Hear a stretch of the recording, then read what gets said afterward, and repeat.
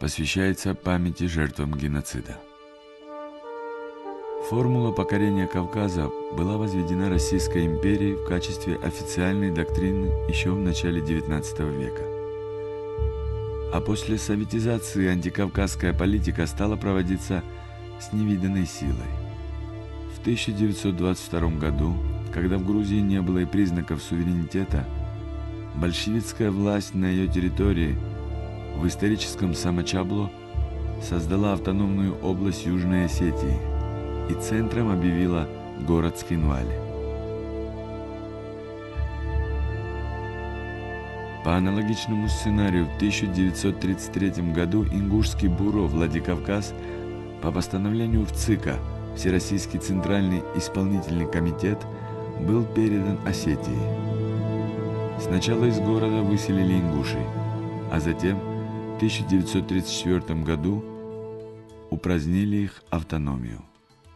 Так Самачабло и пригородный район стали спорными землями. С конца 20-х годов XX века во всех союзных республиках, входящих в Советский Союз, во всех административно-территориальных единицах, в селах и городах начинается планомерная, целенаправленная политика невиданных репрессий.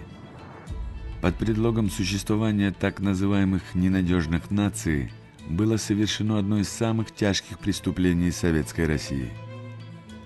Этот факт вошел в историю под именем депортация 23 февраля 1944 года. А в 2004 году Европейский парламент дал ему квалификацию геноцида. Все начиналось так. 7 марта 1944 года был подписан указ Президиума Верховного Совета о ликвидации Чечено-Ингушской АССР и административного устройства ее территории. Официальное обвинение – измена социалистической родине, подрывная деятельность против Красной Армии, проводники для фашистских оккупантов в перевалах Кавказского хребта, активное покровительство немецким агентам и диверсии против советской власти. Для карательных операций в готовность были приведены тысячи войск из оперативных и военных подразделений НКВД, НКГБ и военной контрразведки СМЕРШ. Исполнять план депортации Лаврентий Берия поручил грозненскому коммунисту Малаеву. Сначала населению вселили оперативных работников. Операция под названием «Чечевица» началась 23 февраля. Сразу же были арестованы 134 тысяч ни в чем не повинных ингушей. Այրոդեսած 44-ի քիստები գադասախլես մաշին მე თვითონ ვიყავი ამ გადასახლების მომენტში ჯარიახში. ნუ რა თქმა უნდა ჯარიახში ეს გადასახლება მოხდა ღამის საათებში. მე სხვადასხვა სტუმრად ვიყავი სრულიად შემთხვევით იმ ოჯახში იმ მომენტში სტუმრად მოვხდი და ღამის 2 საათზე სპეციალურად ჯარის ნაწილები, სამხედრო მანქანები და ყველა აყარეს, მისცეს მარტო 2 საათი ბადა რომ მომზადებული იყვნენ და ჩასხეს და მანქანებში და უკვე წაიყვანეს ორჯონიკიზე და იქ მატარებლებით პულმანის ვაგონებით, ეს საქონლის გადასაზიდი ვაგონებია და არა. ისე პულმანის ვაგონებში ჩასხეს და გადაასახლეს შუა აზიაში. აი მე პირადად გადასახლებას მე ვესწერ. ერთდღამში მალა სტალინმა ხელი და სტალინის ბრძანება იყო აბა და გადაასახლეს. ბევრი ჩვენი მეგობრები გადაასახლეს იქ ქისტები. რო დაბრუნდნენ, ისე მოდიოდნენ ჩვენთან. მაქონდათ კონდიკორმა მე და ჩემი ძმა ყველს უმზადებდით. ყველი მიქონდა აგერ ბესლანში. ორჯონიკიძეში. კარგი მეგობრობა ქონდა. Бежавшие в горы ингуши, спасшиеся от выселения, начали партизанско-абрекское движение. С ними боролось несколько дивизий НКВД. 3 месяца, как я нахожусь в Килгло. Здесь были большие дела в смысле добычи. Сейчас общаемся. В крайних селах ингушские абреки, но с нами у них неплохие отношения. Габриэл Джабушанури, хевсурский поэт. Москва делала все, чтобы ввязать в борьбу с ингушами и чеченцами соседей кавказцев. Грузинские правоохранительные органы она легко использовала, но не смогла получить поддержку простого народа. Грузинские горцы скрывали у себя абреков, снабжали их продуктами, информировали об ожидаемой опасности, сбивали с пути правительства. До конца сберегли Хучбарова в горах Борбал. Не предали его и не выдали. ვერ დაიჭირეს გადასახლებას ვერ მოყვა. გავიდნენ ტყესილა, უზარმაზარი ტყეა იქ. იმალებოდნენ ტყესილა. არ იბრძოდნენ. მაგრამ ოსებს ემალებოდნენ უпроსორად.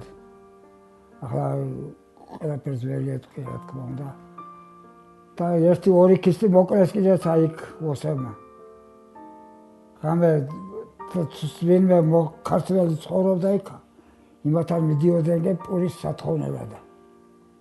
მაგალითად ჩვენთან მოდიოდიან. აი რო აშკაცური ჩასხმოლები, ნაბათში გახვევები, იარაღით.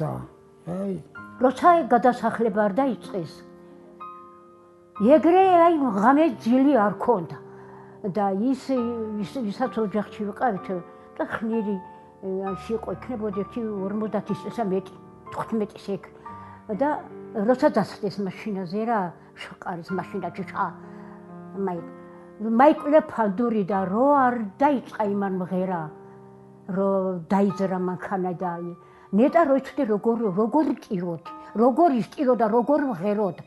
ის დაკრვა გადავიღე მე.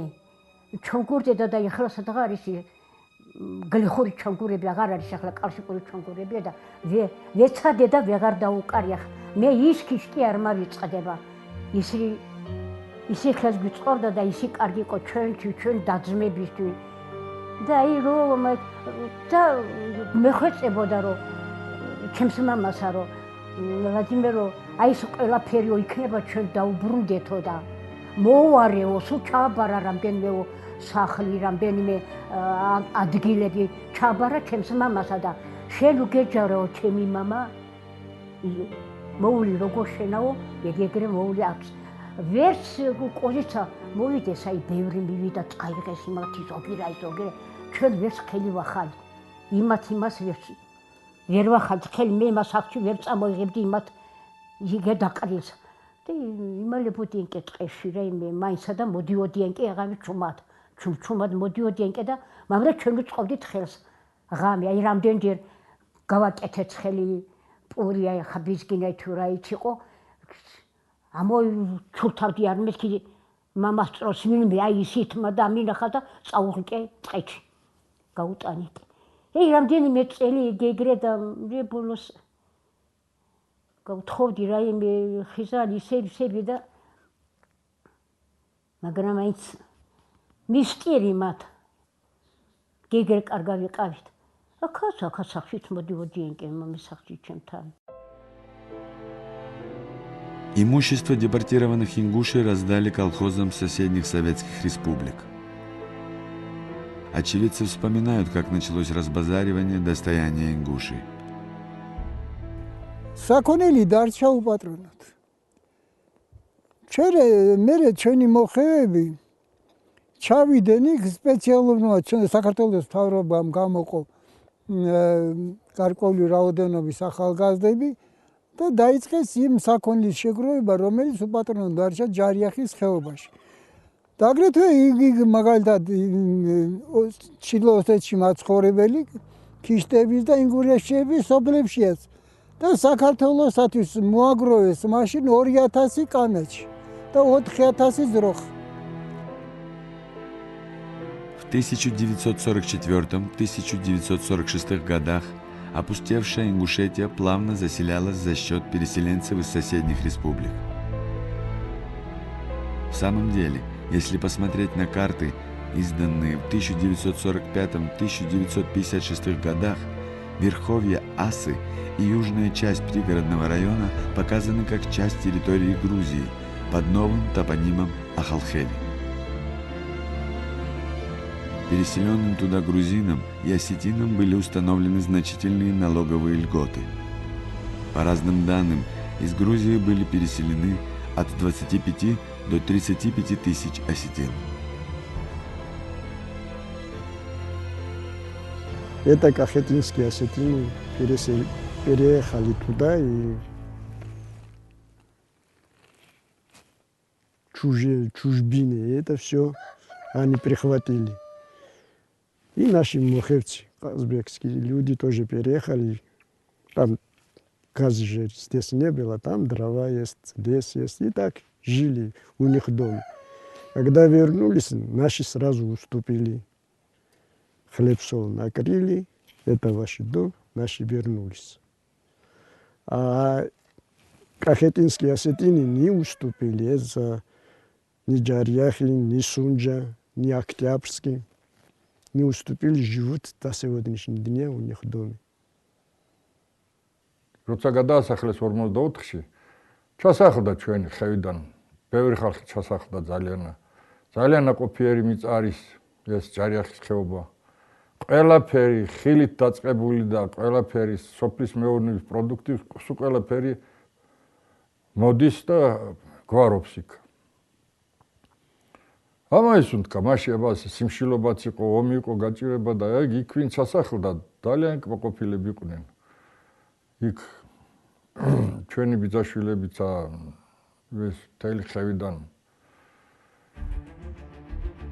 После смерти Сталина и ликвидации Лаврентия Берия в Кремле возник вопрос о возвращении репрессированных на родину. 9 января 1957 года Президиум Верховного Совета осуществил реабилитацию ингушей и чеченцев и восстановил их государственное образование. Восстановили границу Грузии и РСФСР, которая существовала до 7 марта 1944 года. როცა ეს ჩვენი ამშენებელი ხრუშოვი მოვიდა სათავეში, რახან სტალინის გადასახლებულები იყვნენ იმის ჭიბრზე თუ როგორაც რომ სტალინი ეძაგებინა და ხრუშოვი კარგი გამოსული იყო, დააბრუნა ეს ხალხი. დაიწყეს მოსვლა და უბრუნდებოდნენ თავიანთ კერას, ასე ვთქვათ. По изложению очевидцев, возвратившихся на родину ингушей грузины встретили с радостью и ликованием. Пригласили к столу, поделили состояние, без слов освободили дома, оставили животноводческие фермы, квартиры, сады, 5 колхозов со своей инфраструктурой, 3 средних и 9 начальных школ, 4 клуба, 6 библиотек, больницу, детский сад, 3 местных промышленных объекта и 2 медицинских пункта, которые за эти 13 лет создали на территории Ларса и Дарьяли. Сады, огороды, дворы полностью оставили. აი რო ჩავიდეკე და მე ისტორიი ლაპარაკი გავიგონი კი აი გული გემეხსენის კი პირდაპირ მე იქანამდე იმათი სიყვარული და ამე მახსოვს. ვერო მოვიდნენ ახლა ჩვენებმა დაუთმეს რას ერჩოდნენ ზოგმა კი მიუმატა კიდეც მოაშენა იმათ სახლებსა და იმაზე არაფერი პრეტენზია გქონია დაუთმეს თავიანთი სახლები და წამოვიდნენ. აქედან დაიწყა კიდევ უფრო მეტი პატივისცემა. რახან ასე კეთილსინდისიერად ზოგმა საქონელი დაუტოვა კიდევ იმათ ხო არაფერი არ მოჰყვა იქედანა. ზოგმა ძროხა, ზოგმა ცხვარი დაუტოვეს, აჩუქეს რა თითო. Более сложно было дело со стороны осетин, поселившихся на земле ингушей, которые не уступили пригородный район, а те, которые уступили, оставили хозяевам пережженные дома. შეტაკებებიც იყო, ხშირი იყო შეტაკებები ამის ნიადაგს. ნუ მოხებს პირიქით ძალიან კარგად შეხვდნენ, როგორც და ბევრმა მოხევამ გაიღო მაშინ საქონელი მას ცარიელად იტილდიტიგანა არაფრის მქონეები ჩამოვიდნენ შუაზიდან ეს ქიშტები და ზოგმა ცხარი მისცა, ზოგმა ძროხა მისცა და აეწყო რა ცხოვრება. ყველა მოხევები საწყის ცნობილი დაბრუნდნენ და დაუტოვეს თავისი ბინა. ოსე მარა დღესაც შეიძლება ბევრი ოსი ცხოვრობს ისევ ყოფილს ქისტების ბინაში. მეტი წელი დაბრუნდა უკანა ისევ იქ აიჩეს ცხოვრება. ბევრი იძულებული წავიდა აქედან რომ ვინც ბინები არ დაუთმა. თავთაზია მაგარი რედანი ალბათ თუ გავიხართ მანდი ოზონგიზემდე აკატკე რედანია ეგრეთ წეს ბინები ქისტების ოსებმა просто სწავდნენ ატიაიც В скрытой или явной обиде и ожидании прошли десятилетия. Этот территориальный спор между осетинами и ингушами со всей силой вспыхнул в конце 80-х годов. В 1992 году в результате войны в пригородном районе уничтожены 13 исторических ингушских сел. 70 тысяч ингушей стали беженцами. 600 погибли. Это ваш ребенок? Да. У меня была двойня, второго нет. А что с ним случилось со вторым?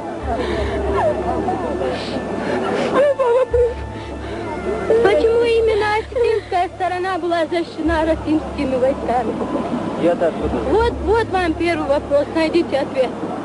Почему ингуши постоянно гонимы? Есть справедливость на земле. Почему они страдают сегодня? Антикавказский проект Сталина 1940-х годов в случае ингушей и грузин не оправдал себя. После 1957 года гармоничные отношения этих двух народов, наоборот, еще больше укрепились.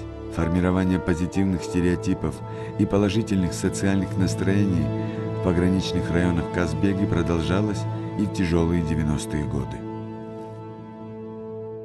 თუ გიცნობდნენ არა ქისტები და ჩეჩნები რომ დაგიმეგობრდებოდნენ ისინი არ გიღალატებდეს. მაგათ ისიან თუ მიგიღებენ მართლა მიგიღებენ. მართლა პატივს გცემენ, გადაყვებიან. ძმობა და მეგობრება მაგათ იციან და შეიძლება ვის მეწყინა საქორო ვილაპარაკა. ჩვენთან იგეთი არა როგორც მაგათ. ამას ნამდვილად გეუბნებით. სულ უბრალოდ რომ მიდიოდეს აი ჩემი ხნის კაციკა მანქანის პაკრაშკამ დაუჩო სადღაცა და გამაერას მაგათმა მუცროსებმა შენემ მუცროსმა არ გაივლის ეგრე რომ არ დეგეხმრას და შენ არც მიგიშობს ეკა პაკრაშკას გამოგვიცვლიან პადვიქცემენ თუ კი რა შეგეკითხებიან კიდე ხორაფერი გჭირდება კიდევ და წავლენ ჩვენთან ეგეთ რამე არც გამიგონი აი ეგეთი პატივის ცემა სულ უცხოზე ლაპარაკობ და მე აღარ ვამბობ მასა რომ ვინც ახლობელი არის. აი ბოლოს რა ის დაირია დრო იმის შემდეგ არ მინახიან არც ზოგი მოხუცებული იყო შეიძლება არც არის. აქ არ მყავს მეგობრები რაც იმყვანან მე. არც იმის ნახევარი რა ვთქვათ. კაი სამეგობრო იქ ამყავ ყველა. ძირითადად ინგუშებში. ისე თუ ინგუშმა ძმაკაცობა ერთხელ დაგინდოს და ძმაკაცი გახდეს ის არასოდეს არ გაყიდის. საქმიანი ხალხია ეს ქისტები. ჩეჩნებს მე უფრო ნაკლებად ვიცნობ, მაგრამ ქისტები საქმიანი. ორჯონიკიძეში, მაშინდელ დღევანდელ ვლადიკავკაზში. თუ კი საქმიანი სახელოსნოები იყო, საწყობები იყო, სადაც სულ ქისტები იყო. ხო და ჩვენ ახლა თბილისში ძალიან იშვიათად ჩავდიოდით. ძირითადად ვლადიკა ორჯონიკიძიდან მარაგდებოდით და რო ჩავიდოდი ამ ქისტებს რო ნახავდით, არაფერი არ იყო პრობლემა იქა, რაც გჭირდებოდა ყველაფერს ეგრე მაშოვნინებდეს და გამომატანდა. არც პური გოკლდა და არც წყალი გოკლდა იმების ხელში. აი აქ ჩესოფელში წყარშეში გათხოვილია ჩეჩენი. ეხლა კი წასულია ის წავიდა სადაა თბილისში, სადაც იმან მაიყვანა 25 კაცი თავისი ბიძაშვილები ჩეჩენები. გამაასახლა იქით. იქ მეში ბესალაჩია მე მახვდა. გაიგებდით რაღაც შეტაკება იყო და იქიდან გამააცალა იმან თავისი ბიძაშვილები, ბიძეები, ხიზანი და რამდენჯერაც მე ზურგით კარტოხაი არ ავიკიდე, მე ცხოვრობდა და ამიტანია იგზეითა რომ იმოდენას კაცებს ჭამარუნდოდა და რამდენჯერ ავიკიდე ზურგით მე მეშოკეთ კარტოხაი და აუტანე რე დამეწვიმის ხელი კაც ლიზა ვაჭიმე მეთქი შესტუმრებს ეგეგრე ყველას მქონდა სოფელი ეგრე ხეს უწყობდით 25 კაცი თელი ზამთარი შევინახე წელიწადი კიდახ და ეგეთი მუშები ეგეთი კარგები რომ ან მასახნავი იყო საკარტოხეანი იმ წუთში მოიგია და მეგეხმარიან გოგირჩივიან მოგიხნიან ისეთი კარგები აი ესე კარგა ვიყავ ერთ თვეში კარგა ვიყავით მეზობლობდით პურს ერთად ვჭამდით რაიმე კარგა ვიყავით და არა დაუშვებია არც იმათა და არც მე 7 წელი ერთად ცხოვრობდით არა ეგრე ცხოვრობდით და 1 წელი ვცხოვრობთ ეგრე კი დინდარე მე ქისტური სიტყვა გითხრა ღალღაივი ქისტი ხარო ბაჰაუდინ წაღვი შინახარო ნიჩაიკენ ვისი შვილი ხარო აბარევთი გახსოვდა და გემახსოვდა ცაში ყოდი ფხი ელ ხორ ცაში ხორში ფხირში მრე რიგად მაგასახარით მამაჩემმა იცოდა ქისტური იმიტომ რომ იქ ბავშვობაში მოჯამაგირად ყოფილა ქისტებთან და იქიდან იცოდა მამაჩემაცა და ბიძაჩემი იყო კოტე ქუშაშვილი იმან субтади цода кистури.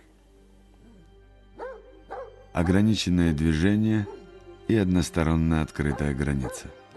Сегодня грузины и ингуши с меньшей интенсивностью встречаются друг с другом. Но большинство из них не поддается антигрузинскому идеологическому давлению. Между грузинами и ингушами барьером не смогли стать и религиозные ценности. В прошлом грузины часто женились на ингушских женщинах. Видимо, такие родственные узы и сегодня есть. Эти семьи ясно показывают, что превратности судьбы, вызванные религиозной разницей, не могут являться препятствием в отношениях ингушей и грузин. ნაცმენმა დაიკოხეს ქისტი მოიყვანს.